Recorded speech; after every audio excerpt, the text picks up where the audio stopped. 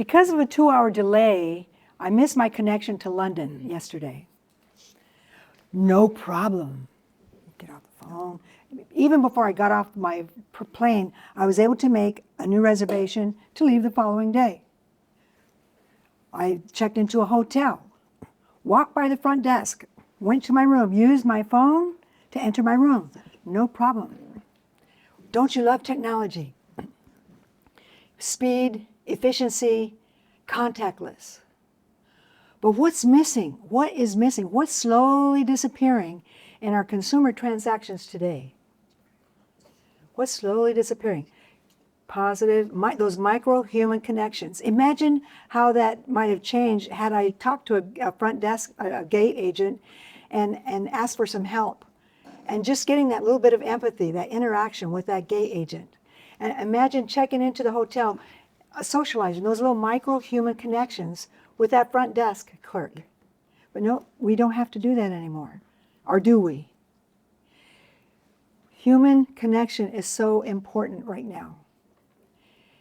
We are living in a time when the U.S. Surgeon General has declared loneliness and isolation as an epidemic.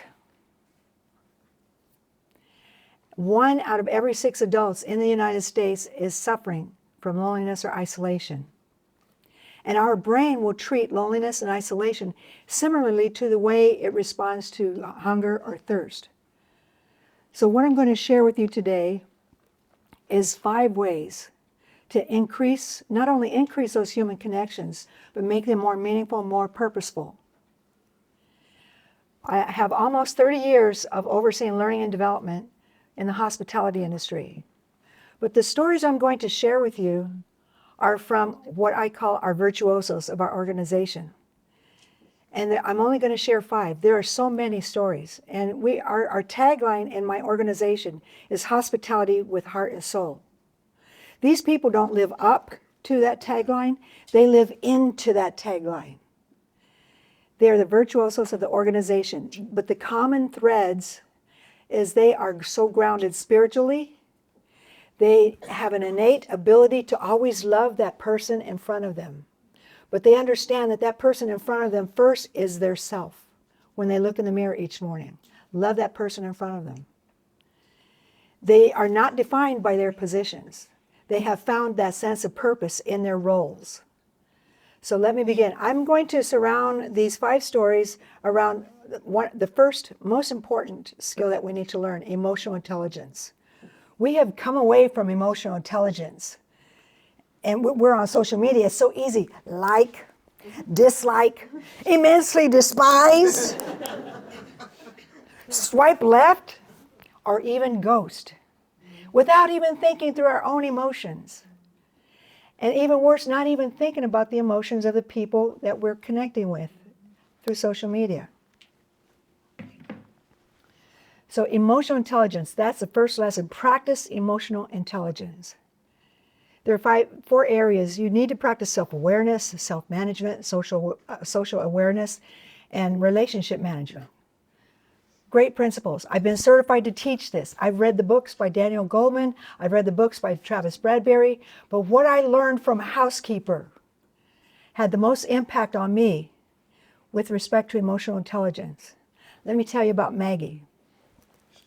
I was walking alongside Maggie. I was going to do a time emotion study to see how Maggie does her job so effectively and find a way to replicate what she does to other people in the housekeeping role. So as we were walking to her area where she was going to report that day, we passed 2 guests.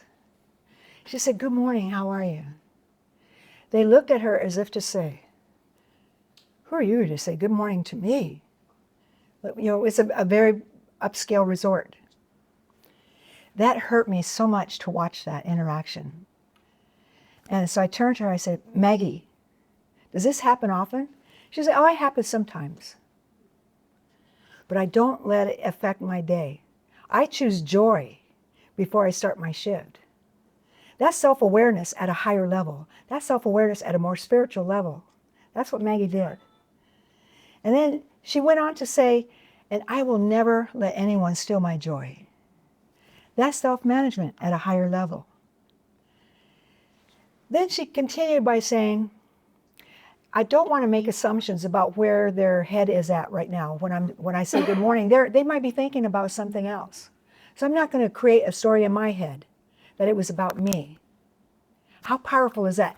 Imagine if we all learn that lesson. Imagine if our other housekeepers and other frontline associates could take in that lesson, understand that lesson, the importance of not letting someone else's response to you impact how you feel about yourself.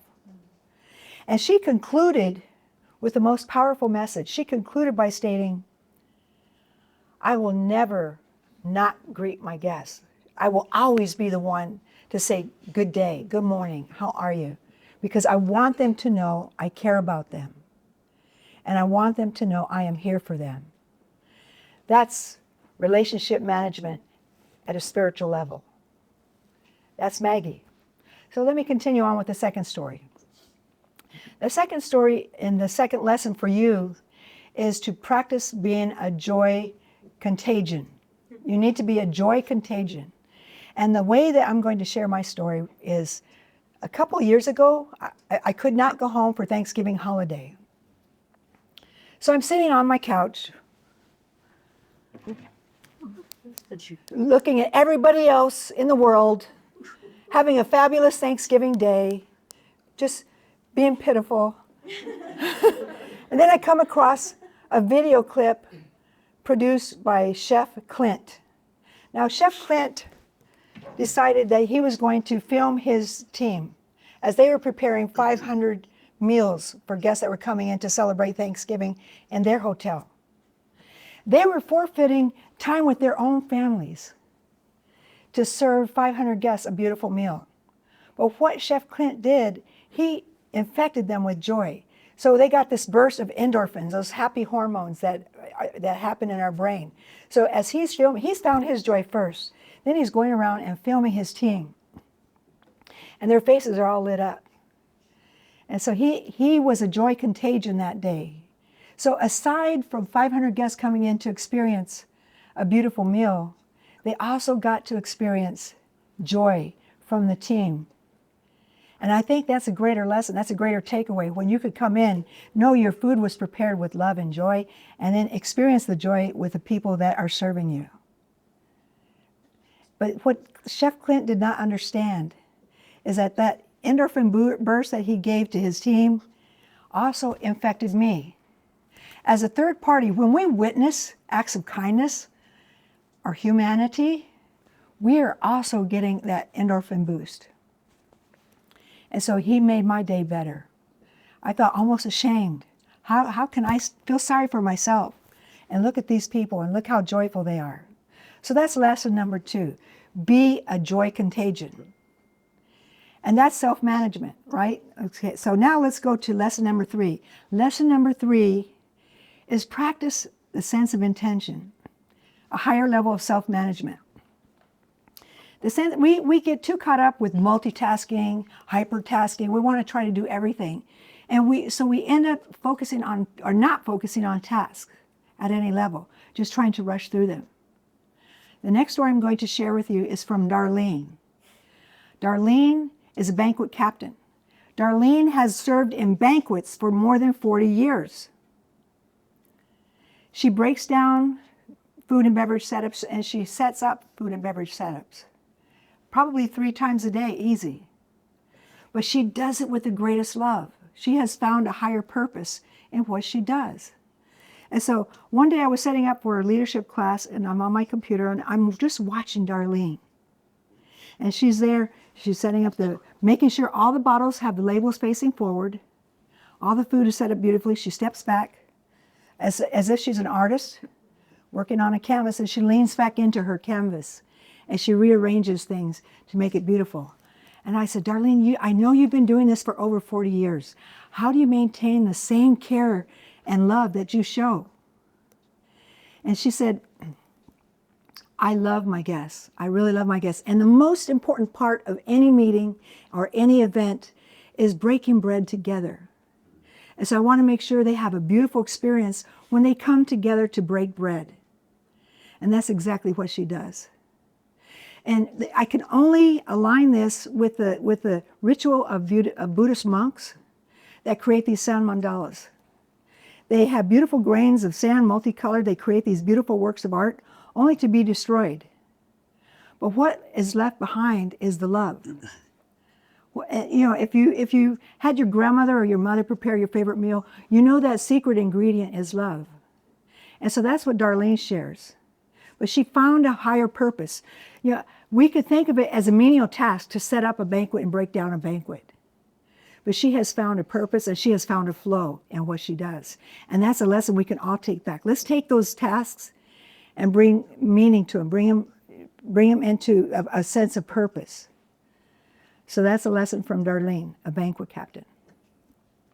The fourth lesson I will share with you comes from a hostess at one of our hotel restaurants. Her name is Olga. Olga practices Salbona. Remember that word, Salbona. It's going from hospitality to humanity. You know, in the hospitality industry, if you understand the hospitality industry, we have what's called the 15-5 rule. At 15 feet, I don't know how many meters that is, but at 15 feet, we smile. And then at 5 feet, we make a connection with that guest. But here's what Olga does. When Olga sees you and she approaches you, she brings you into her world. This is Salbona. Salbona is a Zulu greeting. And Peter Senge, in his book, The Fifth Discipline, The Art and Practice of the Learning Organization, he speaks to Salbona and how a group, an organization that uses this practice really has the stronger culture because they know how to connect as humans. And connecting as humans first is really what happens, where the magic happens. We can see people, like we pass by someone, hey, how are you? Or we can really stop and see people. And that's what Olga did. So when she saw me, she said, I'm living in Alabama, so I'm gonna use her act. Hey baby, how you doing? I haven't seen you in here before. Have you ever been here? And I said, no, I haven't. And she said, well, and I said, I'm gonna start working for the organization tomorrow. I just want to get a feel for what the world of work was like here in this organization. And she said, you're going to love it. You're going to love it. And let me show you a few places where you could go and visit. And so she brought me into the world. And that is when we feel safe. When we feel safe, when we feel others bring us into being. And that's what Salbona is all about. So that's the fourth lesson.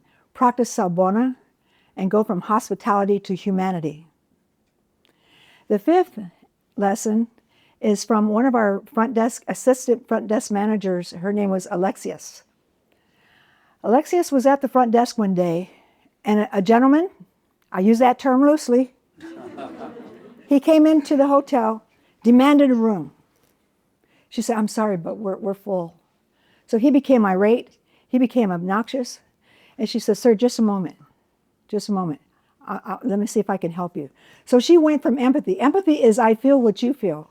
Going to compassion is I'm going to do something about it. And that's exactly what she did. So she stepped aside.